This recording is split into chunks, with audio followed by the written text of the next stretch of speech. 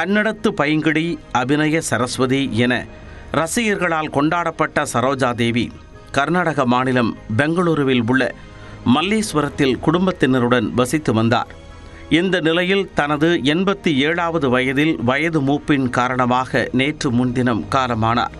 இதையடுத்து மல்லேஸ்வரம் இல்லத்தில் வைக்கப்பட்ட அவரது உடலுக்கு அரசியல் தலைவர்கள், திரையுலக பிரமுகர்கள் என பலரும் அஞ்சலி செலுத்தினர். ஒட்டுமொத்த தென்னிந்திய திரையுலகமே அஞ்சலி செலுத்தியது.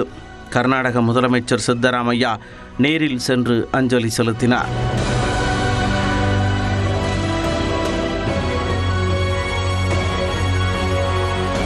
பின்னர் சரோஜா தேவியின் உடல் அவரது சொந்த ஊரான சென்னப்பட்டனாவின் தஷாவரா கிராமத்திற்கு அலங்கரிக்கப்பட்ட வாகனத்தில் எடுத்துச் செல்லப்பட்டது.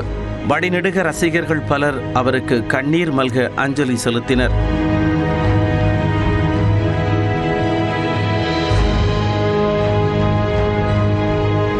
சரோஜா தேவியின் விருப்பத்திற்கு இணங்க அவரது தாயார் ருத்ரம்மாவின் கல்லறை அருகே அவருக்கு ஒக்கலிகர் சம்பிரதாயப்படி இறுதிச் சடங்கு நடைபெற்றது.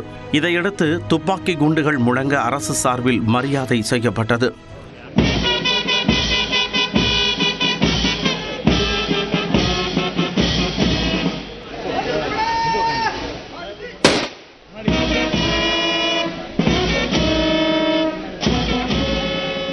இறுதிச் சடங்கில் கர்நாடக துணை முதலமைச்சர் D.K. சிவக்குமார், திரைப்பிரபலங்கள் உள்ளிட்ட ஏராளமானோர் கலந்து கொண்டனர். திரையுலகில் கண்களால் கவிபாடிய அவரது வெடிகள் தானமாக கொடுக்கப்பட்டுள்ளது. நளினம், முகபாவனை போன்றவற்றால் ரசிகர்களால் கொண்டாடப்பட்ட இந்த தெய்வத்தாய் பறக்கும் பாவையாக இந்த மண்ணுலகை விட்டு பறந்து போனது.